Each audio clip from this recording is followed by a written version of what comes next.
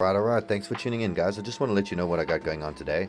So after the bearing blew on the magnet side of the bottom end of the Menace, I ultimately had no choice but to pull it apart and go ahead with the upgrades. So what I've decided to do is upgrade to the 62020 bearings on all four bearings, as well as the Viton seals.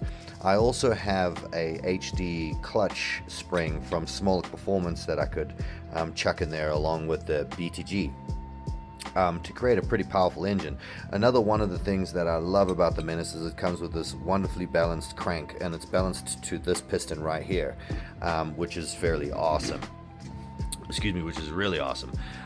So, you know, I'm sitting here and as I'm making these decisions and deciding, okay, do I want to upgrade this entire motor from the ground up, or do I want to switch over to this bottom end right here? Now, this bottom end, the crank is not balanced to the piston that is inside the, to this piston, excuse me.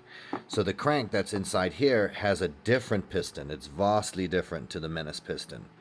So my question to everybody is this, is in order for me to calculate the balance factor of what this piston would be with the crank that's inside this motor, would it be a good idea to pull the piston and bearing from the top and all the weighted material from the top, and then utilize that to do a comparable weight to this? And then once I crunch those numbers, once I get that number, then I'll be able to calculate the balance factor of this bottom end. Okay, I just realized that's very difficult to explain. So I'm not entirely sure what to do here, because I would like to be able to install this piston and just run it as is, but I do understand that this piston will not be balanced to the crank that I've put in here, because I balanced the crank in there to the piston that is in there. So yeah, this is a tricky situation. Have you guys ever been in this one before?